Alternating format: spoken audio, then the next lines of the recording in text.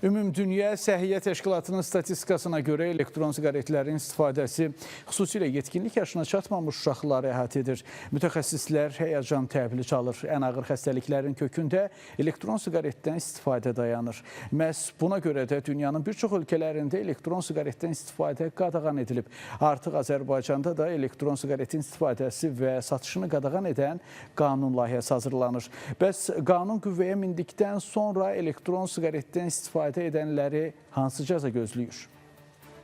Dünyada 100 milyondan çox elektron siqaret istifadəçisi var. 13-15 yaş qrupunda olanların sayı 15 milyon civarındadır. Qadınlar arasında da elektron siqaretdən istifadə halları artmaqdadır. Qəhrəmanımız Hafizə Əliyev də elektron siqaret istifadəçisidir. Deyir ki, uzun illərdən sonra siqareti tərk etmək üçün elektron siqaretdən istifadə etməyə başlayıb. Amma bu da gözlədiyi nəticəni verməyib.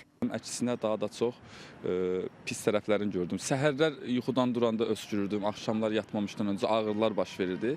Özüm narahat hiss edirdim. Mən siqareti tərk etmək üçün bu yolu əl atdım, amma daha da çox fəsadlarını gördüm. Hal-hazırda nə siqaret tərk edə bilirəm, nə də elektron siqareti.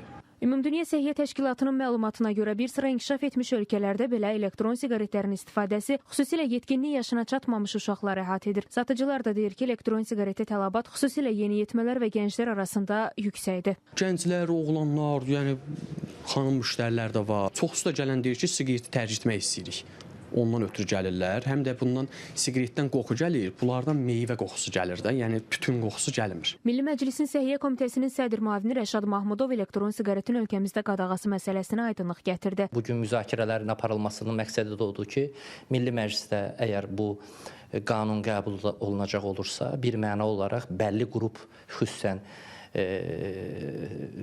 elektron siqaretlərin bir mənalı ölkədə satışına qadağan gətirilməsi. Düşünürəm ki, bizim də ölkəmizdə yəqin ki, yaxın gələcəkdə bu öz həllini tapacaq. O ki qaldı, elektron siqaretin insan orqanizminə zərərlərinə Rəşad Mahmudov deyir ki, ən ağır xəstəliklərin kökündə məhz elektron siqaretdən istifadə dayanır. Burada sadəcə zərər verən nikotin deyil. Nikotin sadəcə bağımlılıq yaradır. Amma bunun içərisində istifadə olunan və yandırıldıqdan və ya qızdırıldıqdan sonra yaranan bəlli maddələr var ki, bunlar ciddi bir şəkildə ürək-damar xəstəlikləri üçün, bunlar ciddi bir şəkildə hamının gecə-gündüz şikayət elədiyi xərçəng xəstəliyi üçün, ağciyər xəstəliyi üçün, immun sistemimizin düşməsi və eləcə də reproduktiv sağlamlığa, xüsusən uşaq yaşlarında, gənc yaşlarında istifadəsinin gələcək illərdə ciddi problemlər yaratması kimi bir əndişələr var. Qanun qüvvəyə mindikdən sonra cərimələrlə bağlı digər hüquqi normativ aktlara dəyişiklik ediləcək. Cərimələrin məbləği və digər mexanizmlər isə qanun qəbul edildikdən sonra müvafiq normativ hüquqi aktlarla tənzimlənəcək. Günəş Rızayeva, Əfqan Bayramov, Fidan Səfər, Space xəbər.